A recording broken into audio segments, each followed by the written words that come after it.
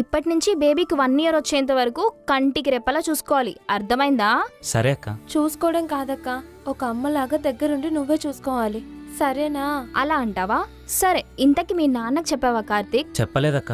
రేకి ఏది చెప్తే అది చేద్దామని ఆగినా. నీ ఇష్టం కార్తీక్, నువ్వు చెప్పాలనుకుంటే చెప్పు, కానీ ఆ ఇంటికి వెళ్దామని మాత్రం అనుకో. సరే రేఖ. సరే కానీ ఇంకొన్ని రోజుల్లో పాపను ఉయ్యాల్లో వేసి పేరు పెట్టాలి కదా. ఇద్దరూ కలిసి బాగా డిసైడ్ అయ్యి ఒక మంచి పేరుని ఫైనల్ చేయండి, సరేనా?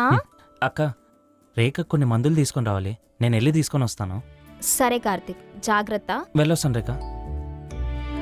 రేఖ, మీ నాన్న హాస్పిటల్కి వచ్చి నువ్వు పడుకున్నప్పుడు పాపను చూసి వెళ్ళారు రేఖ. అవునా? మరి డాడీ ఎందుకు నన్ను లేపలేదు? ఏమో రేఖ, వచ్చారు, పాపను చూశారు, కొద్దిసేపు పాపను ఎత్తుకుని వెళ్ళిపోయారు. నువ్వైనా నన్ను లేపాల్సింది కదక్క. ఏమో రేఖ, అక్కడ అసలు నిన్ను లేపే స్కోపే లేకుండే. వచ్చారు, 5 minutes ఉన్నారు, వెళ్ళిపోయారు. కానీ వెళ్లే ముందు మాత్రం వాళ్ళ అమ్మాయి నీ కడుపులో పుట్టిందని చెప్పేసి వెళ్ళారు రేఖ. నిజంగా నువ్వు పుట్టిన 5 minutesకే మీ అమ్మ చనిపోయిందని అన్నావు కదా రేఖ. నిజంగా నీ కడుపులోనే పుట్టిందనుకుంటా మీ అమ్మ. తను పెద్దగా అయ్యేంత వరకు నువ్వు చూసుకో, తను పెద్దగా అయ్యాక నిన్ను చూసుకుంటుంది. ఏమన్నారా డాక్టర్స్? ఆపరేషన్ సక్సెస్ అయింది డాడీ, ఇప్పటి నుంచి ఏ ప్రాబ్లం లేదు. సంతోషం రా. నాకు ఆ డబ్బులు ఎలా కట్టాలనే భయమే లేదు డాడీ, నా కొడుకుని కాపాడుకున్నాను చాలు. ధైర్యంగా ఉండరా, భయపడి బ్యాక్ స్టెప్ వేస్తేనే ప్రాబ్లమ్స్ వస్తాయి. అరే ప్రేమ్, కార్తీక్కి పాప పుట్టిందంటరా.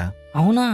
వెళ్ళి చూసారా డాడీ? లేదురా, రేఖని ఎలా ఫేస్ చేయాలో అర్థం కాలేదని చెప్పాను కదా. ఇంకెన్ని రోజులు డాడీ మీరు ఇలా ఉంటారు? ప్రాబ్లమ్స్ అన్ని సాల్వ్ అయిపోయాయి కదా, వెళ్ళి అక్కడ కూడా క్లియర్ చేసి తమ్ముడిని రేఖని తీసుకొచ్చేయండి.